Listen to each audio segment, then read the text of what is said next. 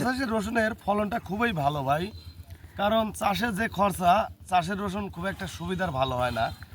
আমরাও আগে চাষ করা হয়েছে অনেক আগে, আমার এই যে সব চাষারা চাষাবাদ করেছে, আমার এই বুদ্ধিতে মানে চাষের রসুন উঠে গেছে সব বিনা চাষেই। আপনাদের এদিক সব এইরকমই বিনা হ্যাঁ, চাষে? সবাই হাজার কে হাজার লক্ষ লক্ষ বিঘা জমি সব আপনার হচ্ছে বিনা চাষে।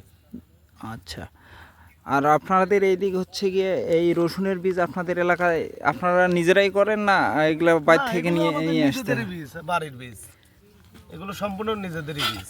আচ্ছা, আপনার এই দর্শক যদি বলে যে আমাদের বীজ লাগবে বা অন্যান্য হ্যাঁ, জেলায় দর্শক এইরকম, যদি মনে করে আমাদের নাটোর জেলায় এসে রসুন কিভাবে রোপণ করে দেখে তারপরে ওনারা যদি সংরক্ষণ করতে চায় তাহলে আমাদের নাটোরে আসি নিয়ে যেতে পারে, অথবা ওনারা যদি বিশ্বাস করে মোবাইলের মাধ্যমে কথাবার্তা বলে অনলাইনে নিবে, সেক্ষেত্রে সুন্দরবন কুরিয়ার সার্ভিস আছে, করতোয়া আছে, এজারা আছে, স্টেক্সট ফাস্ট আছে, তারপরে আপনার আছে, এসআর আছে, এগুলো কুরিয়ার সার্ভিসে পাঠানো হয়।